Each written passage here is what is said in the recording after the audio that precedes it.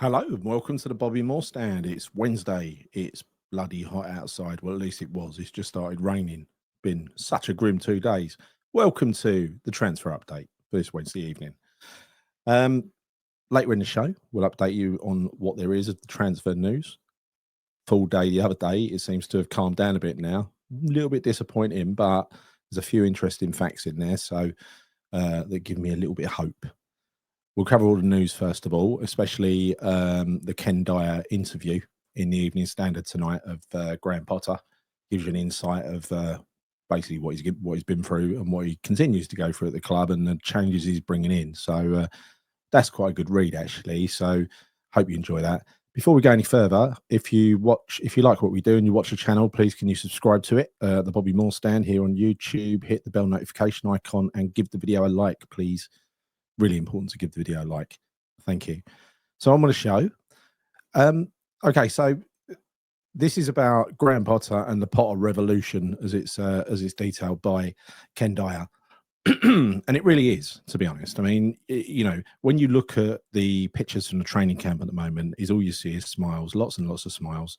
And according to the staff at the training ground, the atmosphere is more together than it's been for a long, long time. And that's, you know, heard that from multiple people, actually. We're seeing new boys like Mads Hermansen and the experienced Callum Wilson grinning from ear to ear. We've even seen, you know, the previously quite glum-looking, what's his name? Not Emerson, Alvarez. He's not played for so long, I forgot his name. Looking really happy and chilling out with the fake Brazilian in Full Crew. Don't know if you've seen that video. Quality. And Lucas Paqueta all looked relaxed and happy. And this is it's a complete sea change from where it once was. And that in itself is a huge testament to the leadership, the good leadership of Potter and his team. He's buzzing with positivity at the moment. And you know, last season was tough, very, very tough. After, you know, the glory of the European triumph, you know, a season or so ago. You know, he came in mid-season to what can only be described as a bit of a mess, right? And I know some people want to forget that stuff, but you can't forget it. You know, it was a mess. Morale was on the floor. Antonio had just been involved in a car crash and was missing, well, several months earlier, but he had no use of him, right? Bowen was injured. Somerville got injured in his first game, then Full Crew got injured and stayed out for quite a while as well. And the injuries just piled up. It was a disaster, right? It really was. And Potter himself says a few quotes here that are quite interesting. If you look at our recent history, David Moyes left after having real success. When you make a change after a long time, there are implications. Everybody's got to adapt to a new style, which can be challenging. It's not that, but when I came, it's not that when I came, I expected people to trust me. You have to earn the trust over time. In an ideal world, you can build that trust and people believe in each other more and believe in you, then we can do things. And that's exactly what the pre-season's been all about. It's about building bridges and building belief. And the new philosophy, he summarizes it in one word. It's about connection. He says, we started this pre-season with a bit of clarity about what type of environment we wanted. We outlined how we wanted to be, how we wanted to act, how we wanted to connect more as a team. Because if you succeed in that, then you also connect well with the fans. He followed up with a powerful statement. He said, if everyone is connected in the right way, then it can be really powerful. That's what we want to hear, really. You know, we all know the dressing room's been broken for some time, and he's building an environment of responsibility, accountability, standards, trust, and honesty. And look, there's a lot of positive messages here, and the proof of the pudding will be in the eating because it is as he says here, it's a results business, but it's also a people business, and man management is the biggest part of a manager's job, in my view. You know, it's the most important thing if you're going to have any kind of success. So it's been a challenging window so far. You know, I can't say hand on heart at the moment it's been backed. Can you? Let me know in the comments. But the business that we have done has been good so far. I mean, you know, we let go of Kudus. That had to be done to sadly, to fund the changes. But Malik Diouf looks really, really good at 19 million. And also Mata Manson is a good signing as well. Brilliant signing, value for money, 15 plus 3 add-ons from Leicester. And then you got Premier League experience with Kyle Walker-Peters on a free, which is a no-brainer, to be honest. He's a very good player. And even Callum Wilson, that's a good, if he's the right character for behind the scenes, it gives us a bit of backup that we didn't otherwise have in the striker position. So I'm not going to criticise any of those signings in hindsight, even Wilson. But we all know that the midfield's got to be sorted out. And this is where we've started to fall short. And there's another statement that he always says this, people are going to take it the wrong way. All right. But he said it before. I'm happy with a squad, although always looking to improve while the window is still open. But it has to be the right person with the right character. And for anyone worried about Paqueta, he says he's happy and committed. He wants to make this team more recognisable, what a West Ham team looks like. He wants positive attacking football built on a solid foundation, which is what I think everyone wants. But the message is, it is going to take time, and it's not going to happen overnight. If he was to suddenly be given the players that he needs, then you'd expect him to deliver things more quickly. But he's going to have to do this the hard way, unless the club absolutely confound all expectations and get behind him and buy him the players he needs. But the thing is, it's like we've come so far and then lost enthusiasm, right? Unless we're waiting for the last week of the window, which we probably are, to move some more players out. He talks about the Sunderland game this weekend. Sorry, just back to that statement where he says, I'm happy with the squad. That's man management. What does anyone expect him to say? The squad's crap, needs to be improved, otherwise we're going to fail or something like that, because that is not a way to motivate a squad, the existing players that you've got. Because in his eyes, he might end up with just those players, right? That might be his squad that starts the season. So why do you want to kill their spirit out in the media land? I would expect the messaging between him and Sullivan is totally different, by the way. I dare say he's not saying to Sullivan, I'm happy with the squad, but always looking to improve if we find the right player. There's one key thing in there, has to be the right person with the right character. And I totally agree with that, because one bad apple can destroy all that hard work that they've done in repairing that dressing room. He says about Sunderland, I've got a ticket for that, by the way. They're all tough, but that's how the Premier League is. It'll be a tough game, but we have lots of experienced players who know the quality of the league. We have to show our quality. Enjoy the game and hopefully take 3 points. Easy as that. So look, it's a new season. It's a new philosophy, a new approach. It's starting from a happy dressing room and a set of players who are almost there, but not quite finished. We know where the weakness is. It's been there since Declan Rice left. But I did notice some, a bit of outrage the other night. Again, I don't even look at social media and stuff like that, but it doesn't stop people sending me messages, does it? JWP as vice captain, and also messages on the video that I made the other day. I mean, look, again, it's management. We know that he was badly treated by Lopetegui, in that he was told he was part of the squad and then he was sent out on loan. Now, that apparently didn't go down too well. So, I mean, with the other players, he is, whether you like it or not, he's a very, very popular player with the other members of the squad. So that is why you don't suddenly abandon everything you've built and say, and start treating a senior professional who's got the respect of the other players in a shoddy way and just ignore him, because he's going to be spending a lot of this season on the bench. That is for absolute certain. I don't think there's another Premier League team who would take him. That's the problem that we've got, because they're the only ones that can afford to pay his wages, right? So he's going to be sitting on the bench a lot. So for me, making him vice captain, that was just a way of sort of saying, there you go, have a bit of responsibility while you're sitting on the bench. That's the way I saw it. And the message that he's given about the team can always be improved.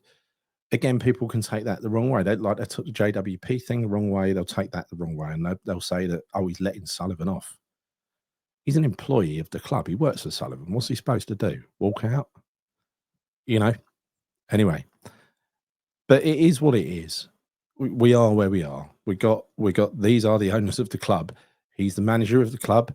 He doesn't. He's not responsible for raising funds to buy new players. I don't honestly know how much money we've got, but it seems that a 30 million bid for Fernandes was turned down. Sounds like it wasn't a 30 million plus options. It sounds like it was a 30 million all-in deal, including options, right? So, so that to me is probably not a good deal for Southampton. I dare say if it was 30 million plus add-ons, rather not options, add-ons, that might have been a bit more tempting for them. But apparently we've walked away, and I'm going to come to that in a minute. But going back to the main point of all this, of going into this, everything he's done since he's been here is about man management. He even said that really last season when he walked in at West Ham, it was about just keeping the flames down because it was so broken. And that's exactly the way I interpret it. And anyone that's led a team of people and in any shape or form, if you've come in and taken over a team, and I've done it about 4 times in my career, various teams of different sizes, it's the first thing I do anyway is look at the sort of let it settle down and understand the power dynamics before you can do anything about it. You can't just come in and start like Loppy did and start laying down the law, because you see how that ends, right? These are highly paid individuals, most of them earning much more than him. So on to the news. Jacob Ramsey is now, all that bloody work we've done covering Jacob Ramsey, now going to join Newcastle for 40 million. That's how much he loves Villa. Saints have turned down 30 million from us. Yeah. Well, we'll come to. I want to focus on that because there's been an update. And when we get to the incoming players, because he's still on that list, I'll update you on that. And McAtee, this is a disappointing one. He's going to Forest for 20 million. Now that's a good signing. So on to the transfer news. Potential outgoings. This is a surprise. Chris will love this. Dinos Mavropanos getting the interest of Villarreal especially, and also Roma. West Ham want to recoup the 17 million they paid for him. So, yeah, I could be getting that 50 quid. You never know. Emerson, he needs a club sharpish. Again, it's one of those days. Every day you read rumours about Emerson. This club's interested, that club's interested, all over the world. And then it just disappears by the following afternoon. There was an article on News Now that I read this afternoon which spoke about all the players we've got for sale. And it doesn't include Paqueta, but it does include Alvarez, Cornet, Rodriguez, Souček. Irving is not really for sale, but if we got $1 million of, if we got a decent offer for him, he would be let go. Now, Souček they want to keep, but if we got a decent offer, he would be let go. And this just alludes to me. This just tells me that we haven't got the money to finish off the job, to finish off the rebuilding job, which I find diabolical. We must find a way to finish that job. We can't just leave it here and forget about it, right? Because we're going to struggle if we stop building now. We're going to struggle. So nobody wants to see that. So I'm hoping that this is all smoke and mirrors and everything's going to click back into gear again, albeit a lot of ins and outs, I think, will happen in the last week of the window when people are desperate for a deal, when clubs are desperate to raise money. I think that's when Sullivan likes doing deals, preferably.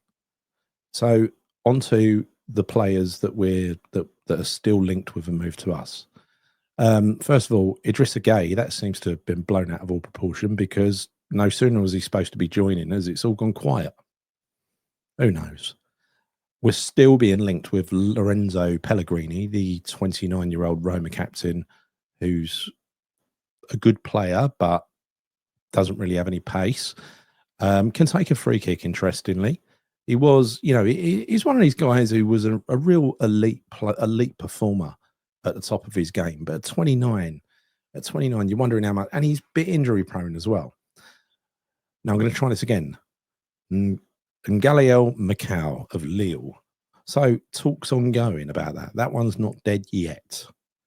But one that has been brought back to life today, and again, this could be convenience, but Newcastle, since they've switched their attentions to Ramsey away from El Khanouss, below El Khanouss of Leicester, we're now back in for El Khanouss, apparently.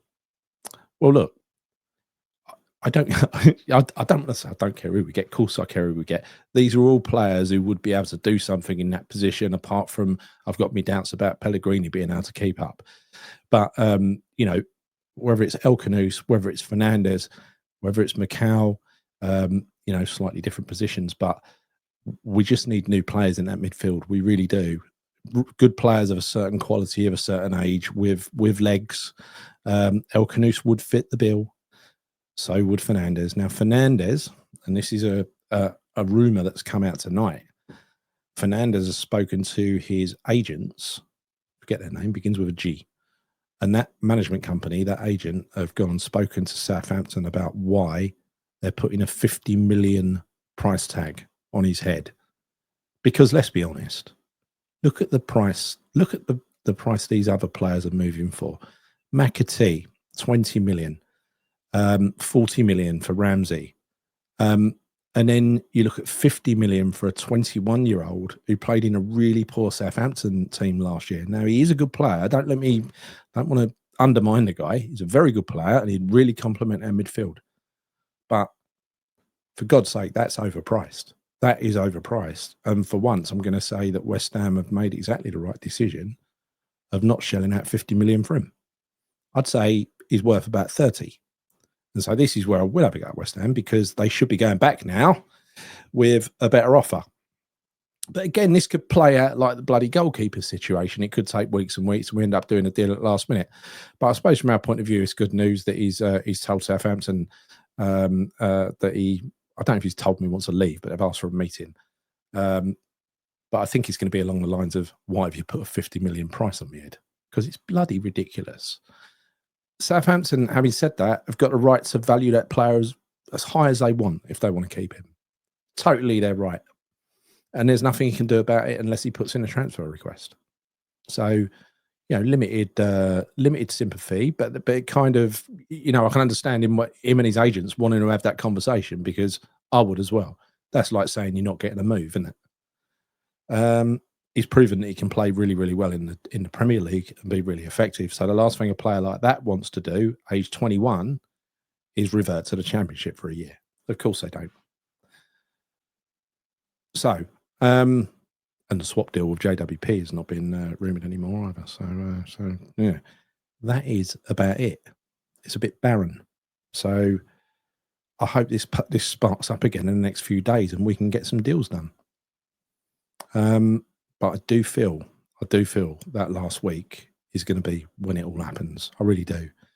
That's the show. Please, can you subscribe to the channel if you haven't already, the Bobby Moore Stand on YouTube. Please give the video a like and hit the bell notification icon. And that's it. That is it. That's me done. See you soon. Count on your hands.